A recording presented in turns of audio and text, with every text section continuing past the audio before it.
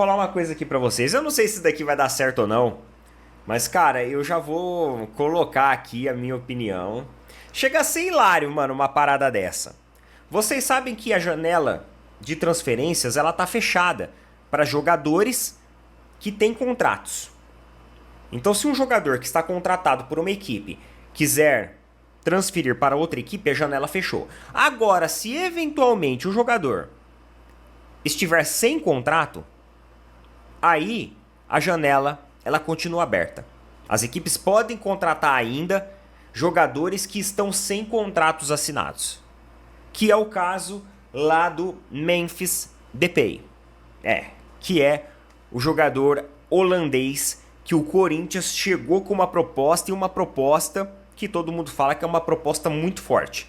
Uma proposta com um salário altíssimo, com condições ali muito boas de luvas e também 2 anos de contrato. Propostas essas que, inclusive, o próprio Depay gostou. Vai estudar o assunto.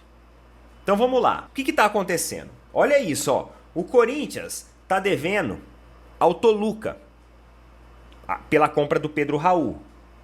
O Corinthians foi notificado agora pelo Flamengo. O Flamengo notificou tanto o Corinthians quanto o Internacional pela venda de 2 jogadores, Mateuzinho e Thiago Maia. O Corinthians até agora ainda não fez o pagamento do Mateuzinho. E também para o Cuiabá, porque vai ter que pagar agora uma fração maior em relação à contratação do Ranieri. E tudo bem. Você fala assim, Neto, tá, junta uns milhões aí, vai pagar, tá tudo certo e tudo mais. Só que não se esqueçam que tem estádio, tem todas as dívidas que a gente sabe que ultrapassa aí a asa do bilhão. E mesmo assim o Corinthians colocou na mesa uma proposta pro Memphis Depay. Aí você fala assim, porra, Neto, mas que recalque, né? Não é questão de recalque não, mano. Não é questão de recalque não. Não sabe por que não é questão de recalque? Porque quando o Palmeiras cogitou fazer uma proposta para o Gabigol, o que eu vim aqui e falei? Que era muito dinheiro. Que a Leila ia colocar muito dinheiro em cima de um jogador que não performava. Não é uma questão de ser um clube rival ou não. A questão é responsabilidade financeira. Responsabilidade financeira é essa que eu entendo que ela é importante para o nosso futebol. Ontem lá no Instagram eu ainda coloquei que eu gostaria muito de ver o Novo Horizontino e o Mirassol, que estão, né, em primeiro e segundo lugar na Série B do Campeonato Brasileiro, respectivamente, gostaria de ver muito essas duas equipes subindo para a Série A. Porque essas duas equipes são equipes aqui do interior de São Paulo que entenderam, que compreenderam o que é uma gestão responsável. O que é um investimento em infraestrutura? O que é um investimento também já lá nas categorias de base, que já estão investindo em categorias de base. Novo Horizontino eu não sei, mas o Mirassol investe, que eu conheço até um moleque que joga lá. Isso tudo eu falo não é à toa, não é da boca para fora. É uma questão de responsabilidade com o nosso futebol. E aí quando eu falo para vocês do fair play, é sobre isso que eu tô falando. O fair play financeiro não vai limitar a contratação daquela equipe que está equilibrada, que está saudável, que está com o superávit. Mas o fair play financeiro, ela vai frear a contratação de equipes que tratam o dinheiro de forma irresponsável. E enquanto isso, muitos dos seus torcedores estão comemorando o título da vitória contra o Flamengo. Vocês vão receber o quê? A CBF está pagando premiação agora para quem ganha do Flamengo? A CBF vai pagar um troféu? Vocês garantiram uma vaga na Libertadores? Ganhando do Flamengo? Porque até onde eu sei, vocês ainda estão na zona de rebaixamento. Os torcedores, uma parte deles acham bonito tudo isso. Estão vibrando pelas redes sociais com uma política que joga a sujeira para debaixo do tapete.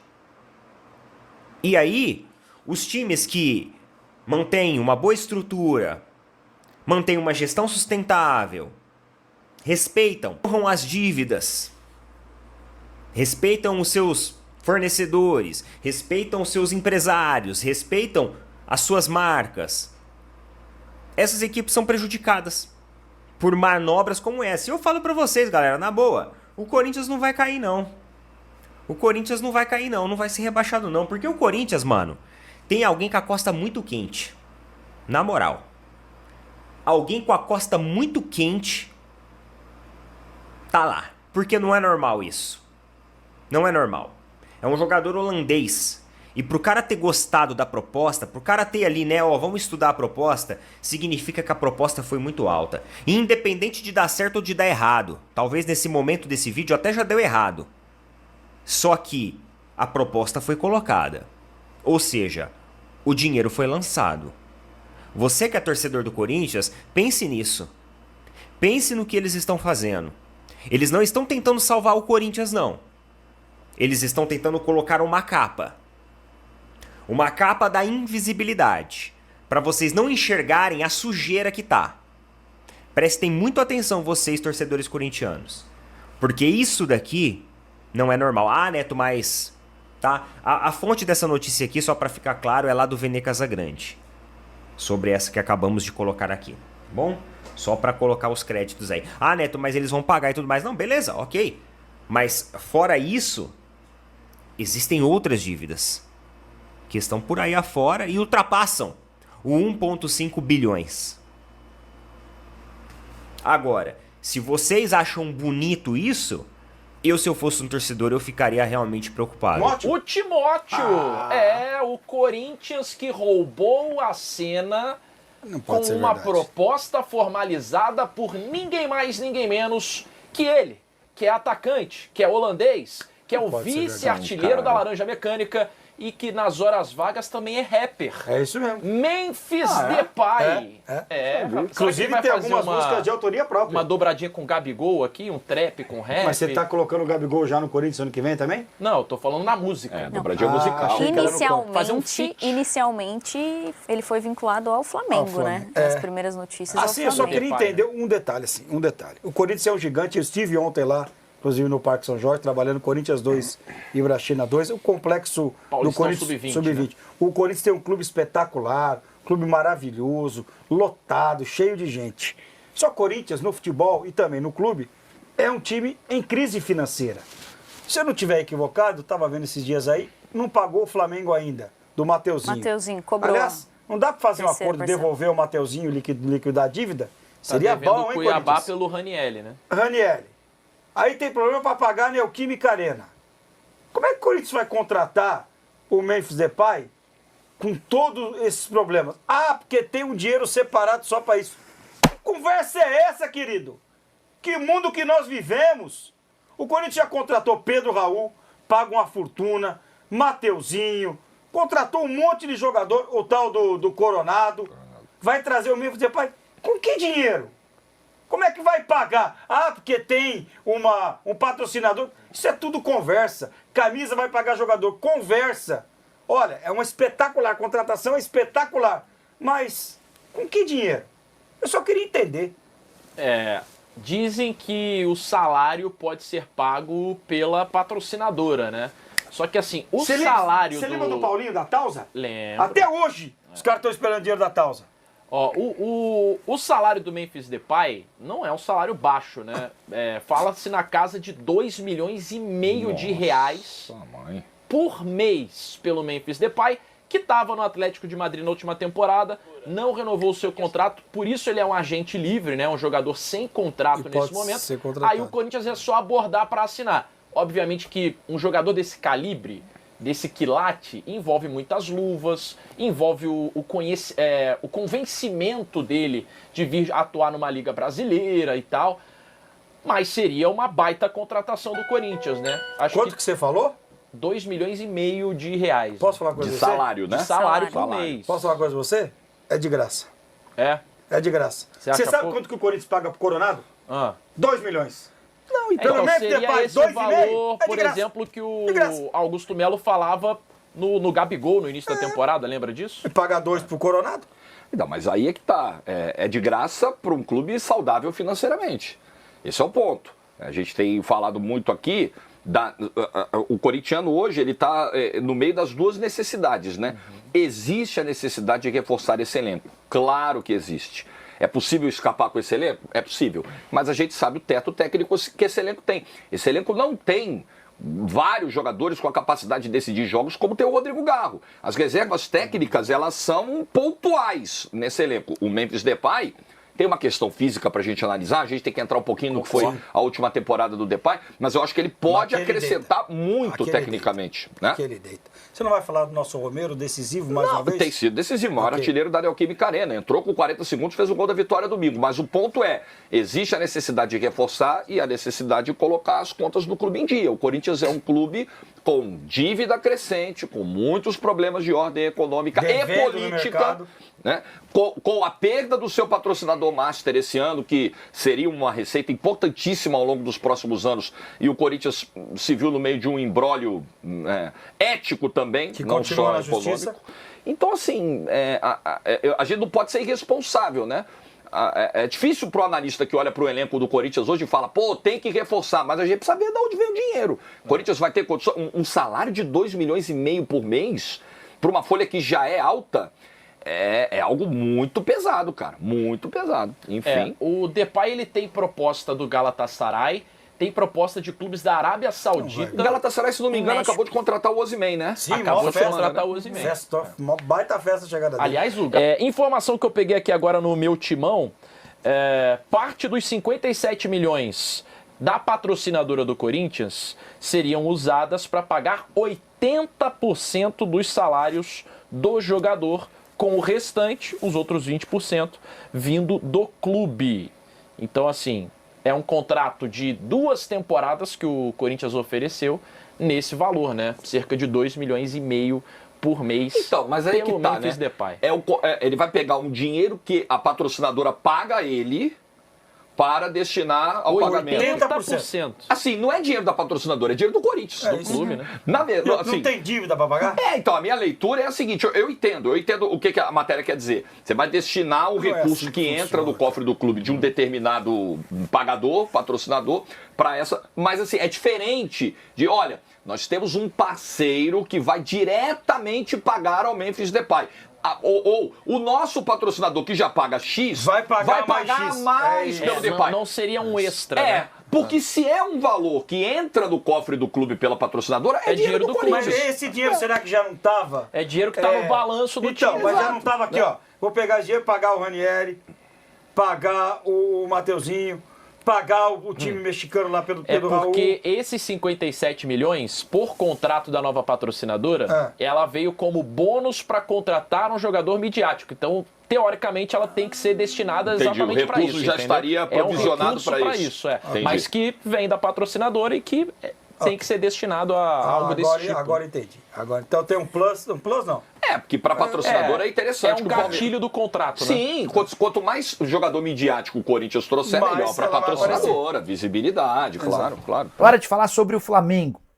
Quero contar para vocês que se Eduardo Bap virar presidente do Flamengo, existe uma chance de o projeto atual para a construção do estádio rubro-negro lá no gasômetro, pode ser que esse projeto não saia do papel. Quero explicar em detalhes essa história. O Bap tem dado algumas entrevistas, ele é candidato à presidência como oposição. Logo o Bap, que foi durante muitos anos o principal aliado do presidente Rodolfo Landim.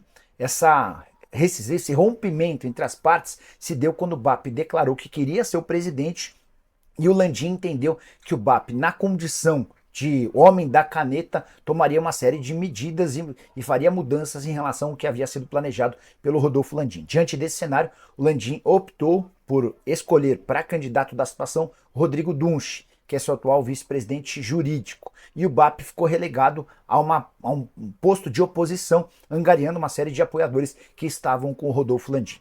Porém, o importante vem agora. O Bap tem demonstrado muita preocupação com a saúde financeira do Flamengo por conta da construção desse estádio.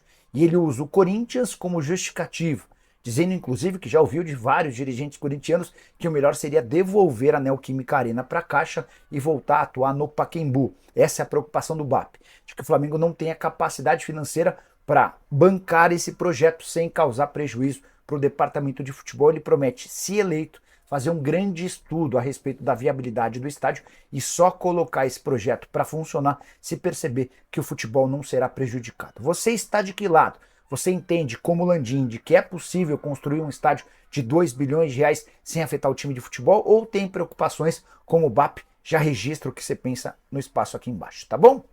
Só para completar em relação ao Flamengo, Gabigol está recuperado da lesão muscular que o afastou dos campos nas últimas partidas e será preparado para o próximo jogo contra o Bahia, Copa do Brasil, assim que a data FIFA se encerrar. Vene, e essa festa do Gabigol, hein, Vene? Fala comigo. Ué, normal. Folga. Você foi? Ele tava de folga, não. Ah. Claro que não. E Eu também queria ter vejo. ido. Eu vejo Eu e uma. Pedrosa. Eu não iria porque vocês sabem que eu não gosto da Eu noite. sei, você não gosta de festa. É isso, exatamente. Se fosse à tarde, o pôr do sol, talvez eu tivesse presente. Mas eu vejo como uma boa notícia. A gente pôde ver um vídeo dele pulando, cantando, junto com, se eu não me engano, o Marcelo Falcão, que inclusive é um baita músico. Fenômeno. Então, assim, uma boa notícia. A gente pode reparar que ele está recuperado do problema da lesão na coxa dele e é um reforço caseiro para os jogos importantes em setembro. Não vejo nenhum problema. Muito bem, Tá de folga. E nós aqui, a gente, isso é um ponto. Inclusive, no ano passado, quando não era folga, ele já fez uma festa de arromba. A Sim. gente vai se recordar disso, a gente até brincou aqui no nosso programa, teve protesto da torcida na ocasião. Agora, na folga, todo mundo sabia que ele ia comemorar mesmo. Smigol, fala comigo qual dessas 4 contratações aí do Flamengo que você gostou mais. Depois eu vou lá no Lucas Pedrosa pra saber do Vasco. Eu vou dar moral pro Michael, que é o moleque que voltou, né? E ele tem a cara do Flamengo, cara. Infelizmente voltou, já se machucou, mas por isso que ele é aquele jogador que tá no ataque, vai lá, vai pra dentro, perdeu a bola, volta correndo, você olha, ele tá na outra ponta. Cara, então a torcida gosta. E ele é aquele atacante que a gente vê pouco, que vai pro drible, vai pra cima. E é um meio metro, né? Que o bichinho é miúdo mesmo. Mas ele acho que é zipado, que ele é compactado. E ele tem um espírito... corajoso, né? E é bonzinho, maneiro, troca ideia. Já dei carona no Fusca lá pra ele, pô. Eu acho interessante esse olhar, assim, muito mais que um olhar técnico, Vene. Esse olhar, ainda mais no momento do Flamengo, assim, que é um momento com muita qualidade, mas que às vezes o torcedor fica buscando o DNA rubro-negro em alguns jogos, né? E aí, a volta do Michel traz muito esse tempero. Isso foi muito importante. A gente já viu, inclusive, logo no retorno dele isso, Foi exatamente o que eu falei quando ele foi contratado. Eu acho que o Flamengo precisava de um jogador para substituir o Cebolinha, como é o Michael. Um jogador identificado com a torcida, identificado com o clube, um cara que é super querido. O próprio Smigol, que trabalha lá no dia a dia, pode falar muito bem disso. Todo mundo adora o Michael, só que infelizmente ele teve uma grave lesão. Desses 4, eu acho que talvez o mais importante para agora seja o Alexandro. Eu ia falar Alex Telles, quase que eu falei Alex Telles. Mas enfim, o Alexandro, porque o Ayrton Lucas ele não vive um bom momento, está sentindo a pressão, porque a torcida tem cobrado muito, eu vejo isso no Ayrton Lucas, que psicologicamente falando ele está sentindo a pressão dentro de campo, e eu acho que ele seja o jogador mais importante para esse momento, para jogar logo. Porque, de fato, a lateral esquerda, o lado esquerdo do Flamengo, tem sido um problema muito grande e eu acho que com ele vai diminuir bastante esse problema nas costas do Ayrton Lucas, porque ele é um jogador muito mais defensivo. Estilo de jogo, por exemplo, é como o Vinha, um lateral construtor, que fica mais. O Ayrton Lucas é muito mais ofensivo. Desses 4, eu botaria esse como o mais importante para esse momento, para chegar e suprir uma carência absurda no time do Flamengo. É isso, torcedor. Absurdos continuam acontecendo no futebol brasileiro. Fair play financeiro, ninguém sabe o que é isso. E eu não sou aqui o maior defensor do fair play financeiro, mas tem que ter coerência, tem que bater com o faturamento do clube. O Corinthians fez a proposta aí para o Memphis Depay. Não se sabe se vai acertar ou não, se o jogador vai aceitar.